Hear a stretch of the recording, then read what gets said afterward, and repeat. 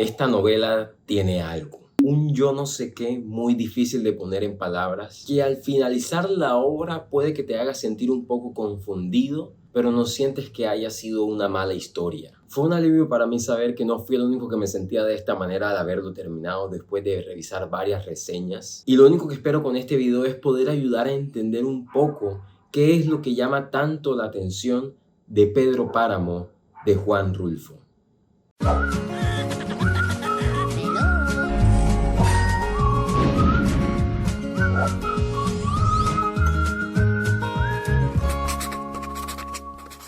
Hola, ¿qué tal lectores? ¿Cómo están? Bienvenidos nuevamente a su canal BookWolf. Yo soy Wolfram. Para los que nos visitan por primera vez en este canal hablamos de libros y les doy la bienvenida por acá. Este libro lo conocí hace muchísimos años.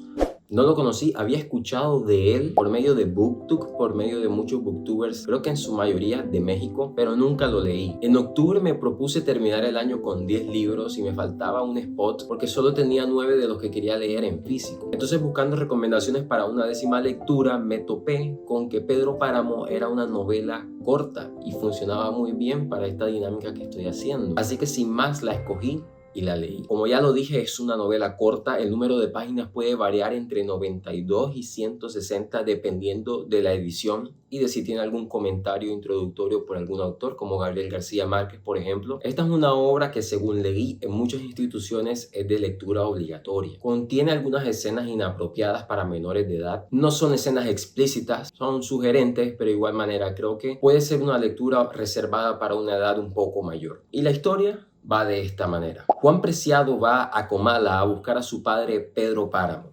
Esto a raíz de una promesa que le hizo a su madre en su lecho de muerte, quien llorando le pidió que le cobrara caro el abandono en que los tuvo en vida. Y cuando él llega al pueblo, él empieza a tener una serie de encuentros que lo van guiando en esta búsqueda. Pero lo que Juan no sabe es que la búsqueda se vuelve atemporal, pues cada encuentro lo lleva de alguna manera u otra al pasado, para ir reconstruyendo cual si fuera una fotografía rota al hombre al que fue a buscar.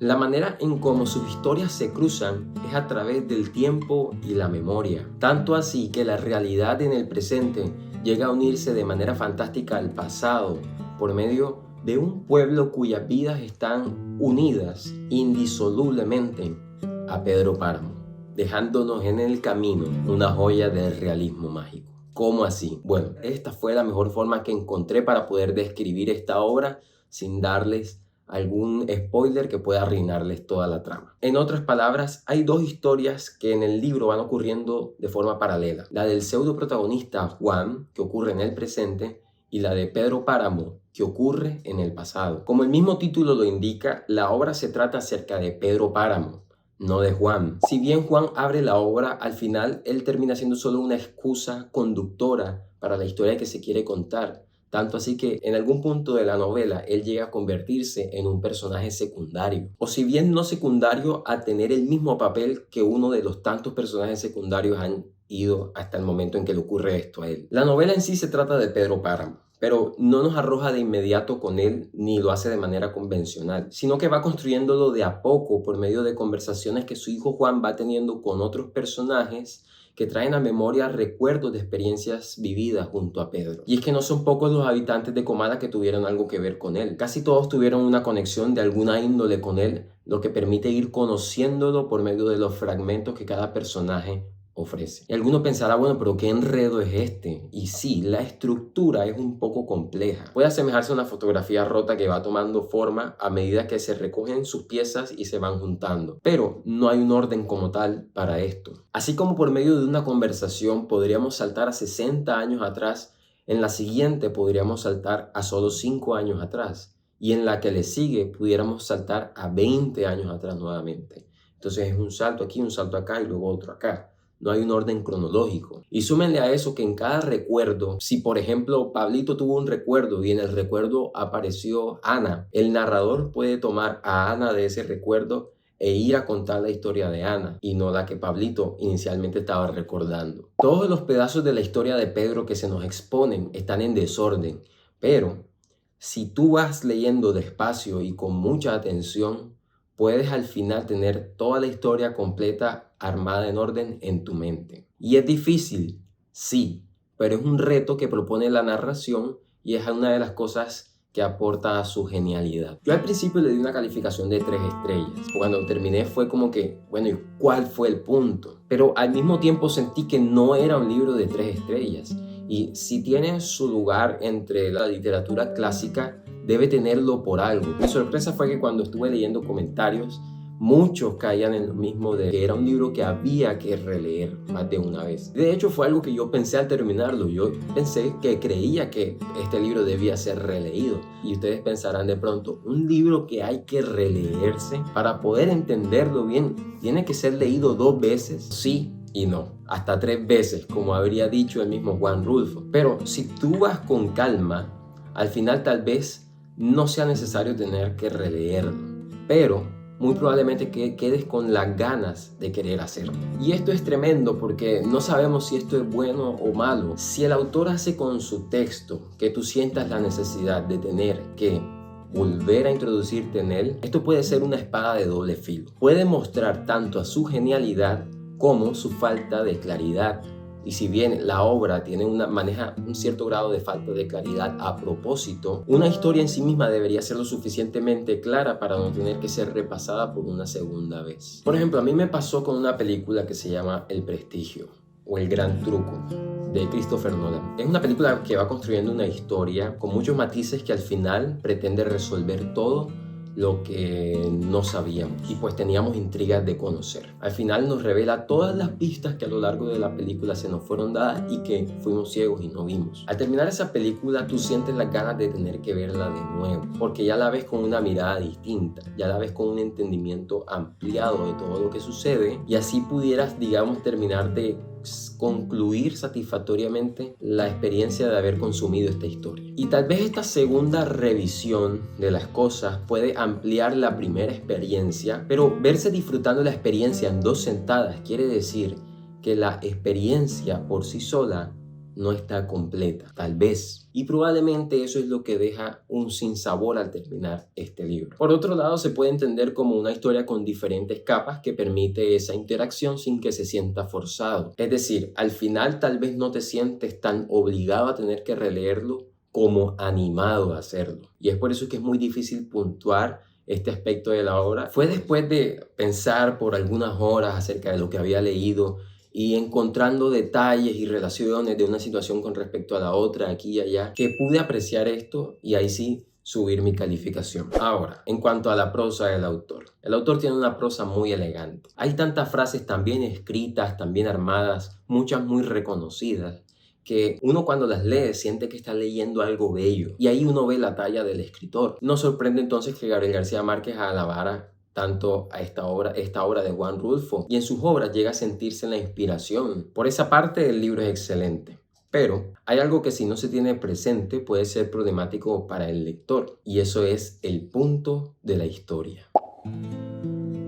Recuerden que yo les mencioné que al final yo me pregunté cuál fue el punto de la historia, de qué se trató todo esto, qué era lo que quería contar el autor. Y tienen que tener esto presente. El título de la obra lo dice todo. La novela se trata de Pedro Páramo. ¿De quién es él? Estás leyendo a Pedro Páramo, pero no la novela, sino al personaje. Y yo creo que esta es una de las cosas que el autor quiere que nosotros concluyamos al final. Y es que los retazos de su vida que tenemos son muy limitados. Nos hacen sentir que hay mucho que quedó por fuera, pero hay que entender que lo que quedó plasmado es aquello a lo que el autor quiere que nosotros le demos mente. Uno puede pensar al final que no conoció realmente a Pedro Páramo porque todos los fragmentos fueron vistos desde los ojos de personas que interactuaron con él. Pero ese es el punto, que con lo que se nos ofrece podamos pensar, analizar y sacar conclusiones acerca de esta persona. Según yo la entendí, no hay un foco especial en su vida que pretenda resaltar o comunicar un mensaje, sino que se nos ofrece un vistazo panorámico a su vida, de la cual cada situación podemos evaluarla y sacar más de una conclusión. Y ese es otro punto que hace genial a la obra, que te deja pensando, uniendo eventos de aquí y allá para concluir aún más acerca del personaje. Por eso es que digo que uno no se siente obligado a releerla, sino más bien a volver a ella con curiosidad para descubrir quién era realmente este hombre. Y todo esto acompañado de una narración mágica y ficticia, pero muy arraigada a la realidad, pues retrata muchas costumbres del México antiguo, su cultura, su identidad y su historia. Ahora, hasta aquí hablé sin spoilers, así que si no has leído la obra, salta y regresa cuando la leas, porque hay algunas cosas que siento que quiero comentar. No sé si ustedes lo sintieron, pero yo siento que Comala es un reflejo de Pedro Páramo. Por eso es que la historia inicia cuando un personaje llega a Comala. Adentrarse en Comala es adentrarse en Pedro Páramo. El pueblo y la persona están ligados de una manera muy íntima. Casi todos los habitantes de este pueblo tuvieron un cruce con Pedro de alguna manera. Y por eso es que pienso que Juan solamente era una excusa conductora. Mientras que Juan no llegaba a Comala, la historia de Pedro no existía. Comienza cuando alguien se adentra a Comala. Y esta conexión es tan fuerte que cuando Pedro decide cruzarse de brazos, Comala queda en el olvido y muere. El pueblo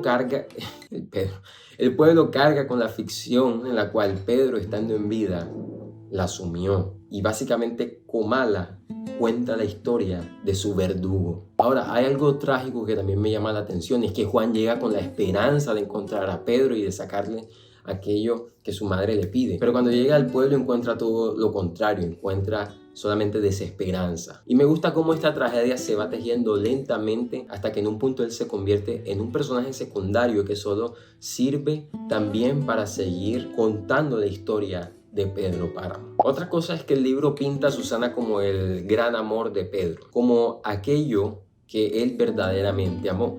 Y esto el autor lo hace y juega con ello de una manera muy especial, inteligente, para llevarnos a considerar la moralidad del personaje. Uno sabe que es un villano y que ha obrado maldad en el pueblo, pero cuando la historia se centra en su amor por Susana, busca de alguna manera mostrarnos que él siente. Algo así como Thanos y Gamora en Infinity War. El autor busca hacernos dudar, pero uno no debe dejarse envolver porque al final él fue un personaje cruel y además su amor al final termina siendo un poco egoísta y compulsivo, y además ya venía dañado y perpetrado por todo el rencor que tuvo en su vida al haberla perdido desde temprano. Y hablando de rencor, el personaje que abre el libro junto a Juan, Abundio, cuando Juan le pregunta por Pedro, Abundio le responde que sí lo conoce. Cuando le pregunta que quién es él, Abundio le responde: un rencor vivo. Pero, ¿a qué se refiere? ¿Al rencor que él siente contra Pedro por él no haberlo ayudado con respecto a su esposa, o a que Pedro vivía en constante rencor? Y eso es lo alucinante, porque son los detalles que ponen capa sobre capa en la historia. Y todo lo que rodea a Abundio es una de las cosas mejor pensadas, porque el final de la novela pudiera continuar con el inicio y convertirse en un círculo interminable. Si el inicio fuera lo que continúa después del final, vemos que el libro termina con Abundio matando a Pedro e inicia con Abundio contándole a Juan que Pedro está muerto. Se conecta perfectamente, y todo con la ironía atrás de que él fue quien lo mató. Otra cosa que me pareció bella fue que al final Dorotea es enterrada en los brazos de Juan y le dice que tal vez debió haber sido al revés, que tal vez él es el que debió haber quedado en los brazos de ella. Y si nosotros recordamos la historia de Dorotea, durante toda la novela ella pasa cargando en sus brazos a un niño que no existe. Y al final es un paralelo un poco triste, porque al final ellos quedan juntos en la misma tumba inseparablemente, y en vida ella nunca pudo cargar un hijo en sus brazos. Y ahora en la tumba pudo tener a alguien en sus brazos y tampoco lo tendrá. Y finalizo con Susana, cuya historia es una de las cuales más acertijos deja. Uno no sabe dónde inició realmente su locura. Hay tantos elementos que pudieran significar tantas cosas, y de hecho el mismo libro dice que de la vida anterior de Susana, Pedro nunca llegó a saber. Y tal vez nos deja al espectador, a nosotros, con esa misma sensación. Pero déjenme saber al respecto sus opiniones en este punto. Hay muchas cosas más que se pudieran comentar acerca del libro, pero estas son las que a mí en particular me llegaron a deslumbrar. Me gustaría que comentaran abajito cuáles son las que a ustedes les llamó tanto la atención. Y bueno, en resumen, es una obra que más que leer es para releerse. Yo en lo personal revisé muchos pasajes luego de haberlo leído, no en su totalidad. Yo espero releerlo más adelante. Es una historia con muchos matices, muchas tramas, muchos temas, pero al final es la fotografía de un hombre. que sin duda alguna no es digno de admirar. Pero la manera tan natural en como todo se narra y los constantes saltos de tiempo aquí y allá, yo creo que el autor busca detenernos de hacer una sentencia final muy pronto. Tanto que al final no podemos creer que ya termina y nos deja helados y pasmados ante la realidad de la crueldad del ser humano y todas las facetas en las que la vida puede transitar y desenvolverse. Es un reflejo también de la corrupción de la sociedad y busca dejarnos, yo creo que a propósito, esa sensación desanimada y meditabunda. Definitivamente es un libro especial, no es convencional, que tiene mucho que decir y que obtiene su reconocimiento gracias a su aporte multifacético y perspicaz. Bien, lectores, hemos llegado al final del video. Si te ha gustado esta reseña, deja tu like, no olvides suscribirte si eres nuevo en el canal y también comenta abajo tus opiniones al respecto de esta novela. No olvides también seguirme en Instagram y en Goodreads, que ahí también estoy dejando opiniones acerca de los libros que voy leyendo. Si quieres ver más reseñas de este tipo, por acá te las dejo. Y bueno, sin más que decirles por ahora, BookWolf. Que Dios los bendiga. Chao. Nos hacen sentir que hay mucho que quedó por fuera. Pero hay que entender que lo que quedó plasmado nos nos hacen sentir que hay mucho que quedó por fuera.